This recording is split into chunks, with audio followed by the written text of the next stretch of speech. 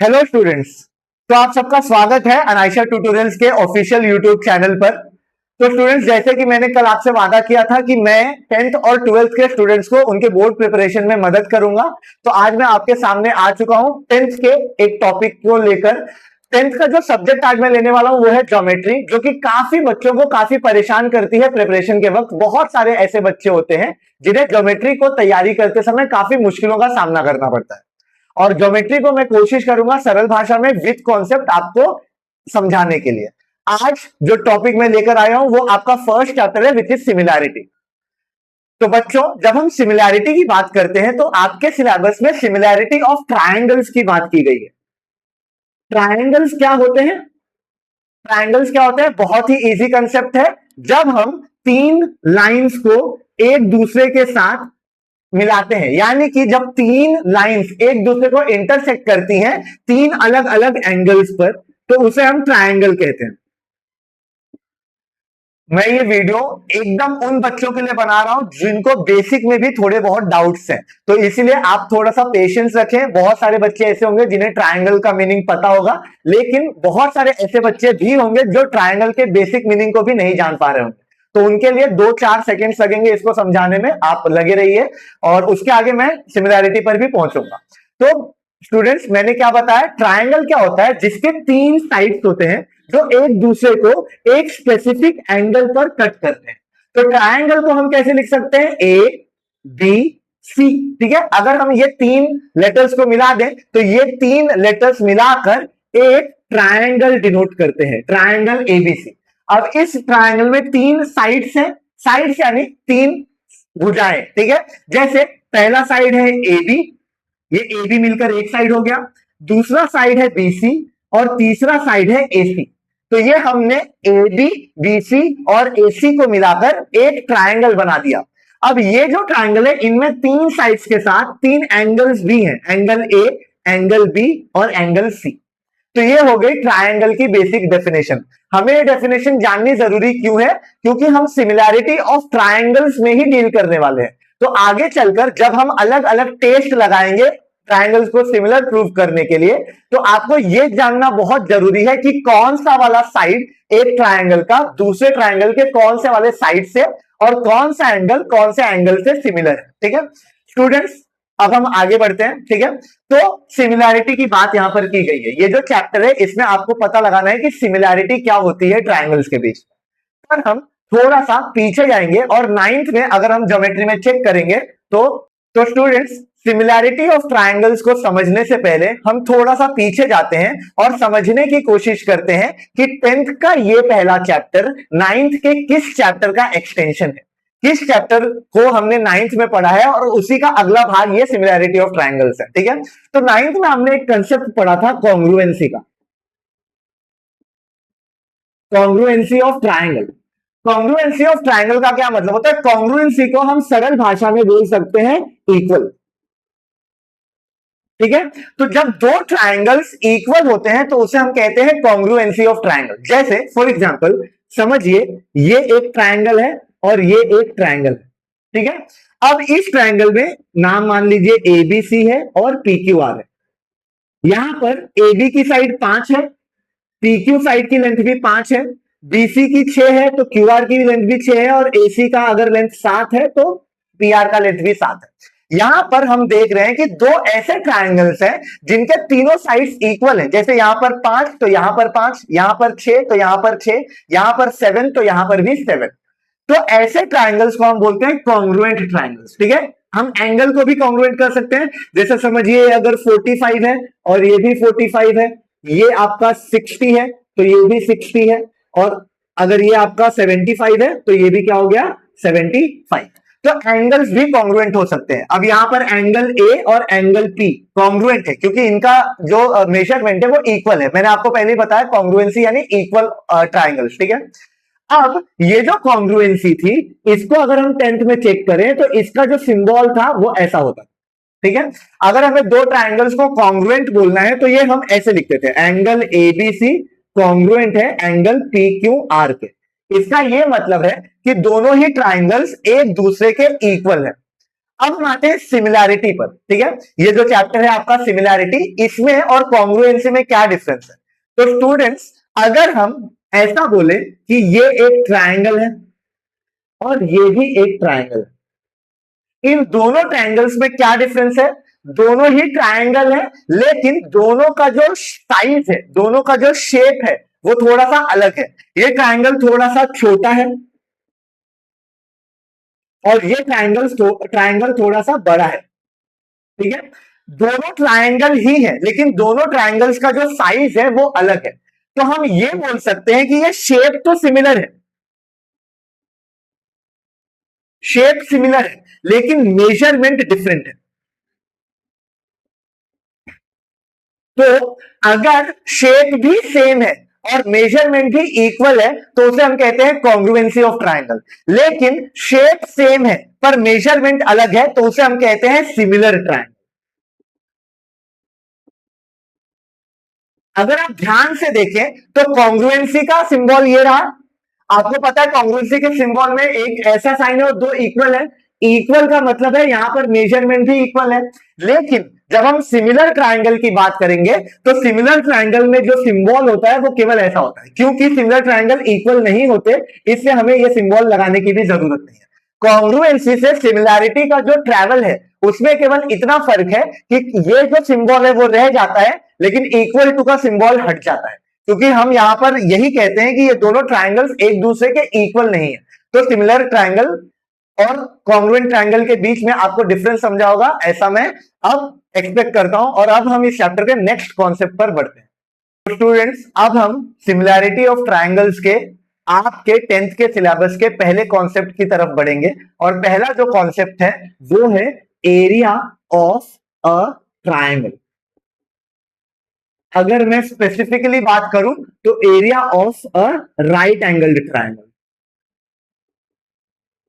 Right angled triangle क्या होता है। एक ऐसा ट्रायंगल जिसमें एक एंगल 90 डिग्री होती है, उसे हम राइट एंगल्ड ट्रायंगल बोलते हैं। एक ऐसा ट्रायंगल जिसमें एक एंगल 90 डिग्री होती है उसे हम क्या कहते हैं, 90 डिग्री ट्रायंगल या राइट एंगल्ड ट्रायंगल, ठीक है।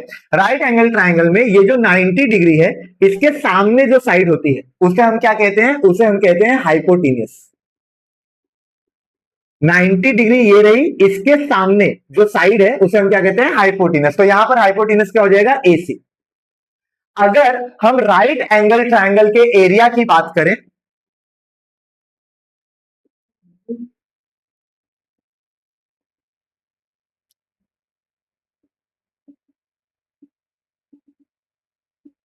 तो राइट एंगल ट्रायंगल का एरिया का क्या फॉर्मूला होता है, half into base into height, ठीक है। जैसे अगर मैं बात करूं यहां पर, ये जो नीचे वाली साइड है जिस पर वो पूरा ट्रायंगल टिका हुआ है, ठीक है। ये अगर समझिए कोई एक ट्रायंगल है तो उस पर पूरा जो ट्रायंगल जिस पर टिका हुआ है उसे हम कहते हैं बेस, उसे हम क्या कहते हैं, बेस। और उसी बेस से अगर हमने एक परपेंडिकुलर ड्रॉ किया है, उसी बेस से अगर हमने एक परपेंडिकुलर ड्रॉ किया है तो उसे हम कहते हैं हाइट। तो यहां पर अगर हम इस ट्रायंगल की बात करें तो इस ट्रायंगल में बेस क्या है, BC, और हाइट क्या है, AB। ये राइट एंगल ट्रायंगल का एरिया होता है। ये राइट एंगल ट्रायंगल का क्या होता है, एरिया। अब स्टूडेंट्स, हम देखते हैं हमारे पास अब यहां पर बोर्ड पर दो राइट एंगल ट्रायंगल्स बने हुए हैं। एक राइट एंगल ट्रायंगल ABC है और दूसरा राइट एंगल ट्रायंगल PQR है। अगर हम देखें तो ये जो पूरा ट्रायंगल है और ये जो पूरा ट्रायंगल है, इन दोनों ट्रायंगल्स में हमें बेस और हाइट चाहिए। क्योंकि अगर एरिया निकालना है, अगर हमें एरिया निकालनी है तो हमें इस ट्रायंगल का और इस ट्रायंगल का बेस चाहिए और इस ट्रायंगल और इस ट्रायंगल की हाइट चाहिए। अगर हम इस ट्रायंगल की बात करें तो इस ट्रायंगल का बेस और इस ट्रायंगल का हाइट क्या होगा, इस ट्रायंगल का बेस BC होगा और इस ट्रायंगल की हाइट AB होगी। और उसी तरह अगर हम इस ट्रायंगल की बात करें तो इस ट्रायंगल का बेस क्या होगा, QR, और हाइट क्या होगा, PQ। दोनों ट्रायंगल्स को अगर हम बारीकी से देखें तो दोनों ही ट्रायंगल्स में ना तो बेस सेम है और ना ही हाइट सेम है। सेम से मेरा मतलब है नाम, यहां पर बेस का नाम BC है और यहां पर बेस का नाम QR है, दो अलग अलग बेस। फिर यहां पर हाइट का नाम ए बी है और यहां पर हाइट का नाम पी क्यू है, दो अलग अलग हाइट। तो अगर दो ऐसे ट्राइंगल्स हो जिनके बेस अलग है और जिनकी हाइट अलग है और हमें उनके एरिया का रेशियो निकालना है, उनके एरिया का क्या निकालना है, रेशियो, तो हम क्या करेंगे, half into base into height upon half into base into height. ये पहले ट्राइंगल का, ये है आपका पहला ट्राइंगल, और नीचे दूसरे ट्राइंगल का। अगर हम यहां पर चेक करें तो हाफ और हाफ कट जाएगा क्योंकि ऊपर है और नीचे है, तो आपका फॉर्मूला क्या बचेगा, b1 into h1 upon b2 into h2। ये जो क्वेश्चन है ये आपके बोर्ड में पूछा जाता है, जो पहला ही क्वेश्चन है आपके एक्सरसाइज 1.1 का। तो इसलिए आपको ध्यान में रखना है, अगर दो ऐसे ट्राइंगल्स हैं जिनका बेस भी अलग है और जिनकी हाइट भी अलग है, तो उनके एरिया का जो रेशियो होता है, एरिया का जो रेशियो होता है वो होता है base 1 into height 1 upon base 2 into height 2। दोनों ही ट्राइंगल्स के बेस और हाइट का मल्टीप्लीकेशन होगा और उनका रेशियो लेना होगा। ठीक है स्टूडेंट्स, अब हम केस 2 पर बढ़ते हैं। अब अगर हम ध्यान दें तो यहां पर भी दो ट्राइंगल्स हैं, ये पहला एक ट्राइंगल है राइट एंगल और ये दूसरा एक राइट एंगल ट्राइंगल है। ठीक है, पहले ट्राइंगल का नाम अगर हम ए बी सी माने तो यहां पर अगर हम बेस देखें तो बेस आपका क्या होगा, बीसी, बेस क्या होगा, बीसी, और हाइट आपकी क्या होगी, ए बी। ठीक है, बेस यानी जहां पर आपका पूरा ट्राइंगल जुड़ा हुआ है या टिका हुआ है तो वो बेस हो गया, और हाइट आपकी जो परपेंडिकुलर है, तो परपेंडिकुलर आपकी ए बी है, तो ट्राइंगल एबीसी में बेस बीसी है और हाइट ए बी है। अगर हम दूसरे ट्राइंगल की बात करें, ट्राइंगल बीसीबी या ट्राइंगल बीसीडी, जो भी आप बोलना चाहें, तो यहां पर भी बेस तो वही है बीसी, क्योंकि इसी के ऊपर पूरा ट्राइंगल टिका हुआ है, लेकिन हाइट आपकी क्या है, सीडी। हाइट क्या है, सीडी, क्योंकि एक परपेंडिकुलर ड्रॉ किया गया है बेस के ऊपर जो कि आपकी हाइट मानी जाती है। तो ट्राइंगल डीसीबी की बात करें तो बेस क्या हो जाएगा, बीसी, और हाइट हो जाएगी सीडी। ये सेम क्वेश्चन आपको बोर्ड में पूछा जा चुका है 2-3 बार, तो आपको ये क्वेश्चन पता होना चाहिए, 1 मार्क के लिए आता है लेकिन काफी इंपॉर्टेंट है। ठीक है, तो यहां पर triangle ABC upon triangle DCB का अगर हमें एरिया निकालना है, एरिया ऑफ ट्राइंगल एबीसी और एरिया ऑफ ट्राइंगल डीसीबी का रेशियो, तो ये रेशियो किसके बराबर होगा, देखिए हमारा फॉर्मूला तो बेसिक यही होता है, half into base into height. अगर मैं पहले ट्राइंगल की बात करूं तो b1 इंटू h1 और दूसरे ट्राइंगल की बात करूं तो b2 इंटू h2। अब देखिए यहां पर ये हाफ और हाफ कट गया, ये हाफ और हाफ कट गया, तो क्या बचा, b1 h1 upon b2 h2। अगर हम बात करें पहले ट्राइंगल का, तो पहले ट्राइंगल का बेस क्या है, बीसी है, और हाइट क्या है आपका, AB। दूसरे ट्राइंगल की बात करें तो दूसरे ट्राइंगल का बेस है BC और हाइट है CD। देखिए अगर आप देखेंगे तो बेस तो सेम ही है, बेस का नाम ऊपर भी BC है नीचे भी BC है, तो BC से BC कट गया, यानी आपका बचा क्या, AB और CD। मेरे कहने का क्या मतलब था कि अगर दो ऐसे ट्राइंगल्स हैं जिनका बेस सेम है तो उनका एरिया का जो रेशियो होगा वो उनके हाइट के बराबर होगा। यहां पर बेस बीसी है दोनों ट्राइंगल्स के लिए, तो इनका जो एरिया होगा वो हाइट के बराबर होगा। हाइट क्या हो जाएगा, AB, और यहां पर हाइट क्या है, CD। तो हाइट है AB और यहां पर हाइट क्या है, CD। रीजन हम क्या लिखेंगे, triangle with equal bases. Reason हम क्या लिखेंगे, ट्राइंगल विद इक्वल बेसिस। आपका बेस इक्वल है तो हाइट के बराबर देंगे। अब मैं केस नंबर 3 की तरफ बढ़ूंगा, जहां पर हम देखेंगे अगर हाइट इक्वल है तो हम बेस के बराबर देंगे।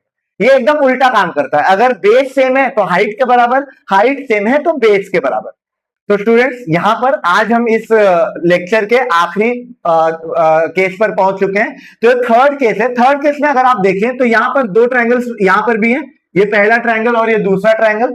पहले ट्राइंगल का नाम ABC है। अगर हम पहले ट्राइंगल की बात करें तो पहले ट्राइंगल में बेस BC हो जाएगा, और अगर हम हाइट की बात करें तो हाइट ये परपेंडिकुलर है जो कि AC हो जाएगी। ठीक है, हाइट क्या हो जाएगी, AC। अगर हम दूसरे ट्राइंगल की बात करें ACD, तो उसमें बेस आपका CD हो जाएगा, जबकि हाइट क्या होगी, AC। हाइट क्या होगी, AC। अगर हम फॉर्मूला यूज करें ABC के लिए, तो ABC के लिए फॉर्मूला होगा half into base into height, यानी half into BC into AC। और अगर हम दूसरे ट्राइंगल के लिए बात करें तो दूसरे ट्राइंगल का होगा half into base into height, तो half into CD into AC, ये ADC। तो half into base into height यानी half into CD into AC। तो अगर हम स्टूडेंट्स यहां पर चेक करें तो यहां पर भी हाइट AC है और यहां पर भी हाइट AC है, यहां पर भी हाइट AC है और यहां पर भी हाइट AC है, यानी दो ऐसे ट्राइंगल्स हैं जिनकी हाइट सिमिलर है। अगर दो ऐसे ट्रायंगल्स हैं जिनकी हाइट सेम होगी तो उनके जो एरिया का रेशियो होता है वो जैसे कि मैंने आपको बताया था वो बेस के बराबर होता है। तो पहला जो ट्रायंगल है उसका बेस क्या है BC, दूसरा जो ट्रायंगल है उसका बेस क्या है CD। क्योंकि यहां पर हाइट AC और AC कट जाएगा, हाफ और हाफ कट जाएगा, बचा क्या BC और CD, बचा क्या BC और CD। तो ये हो जाएगा आपका ट्रायंगल्स विद इक्वल हाइट। तो स्टूडेंट्स आज हमने सीखा तीन अलग अलग केसेस में area of right angle triangles के अलग अलग कैसे रेशियो निकलते हैं। पहला हमने ये देखा कि दो अलग अलग ट्रायंगल्स हो जिसमें कोई भी नेमिंग सेम ना हो तो उसका जो रेशियो होता है एरिया का वो base 1 into height 1 upon base 2 into height 2 होता है।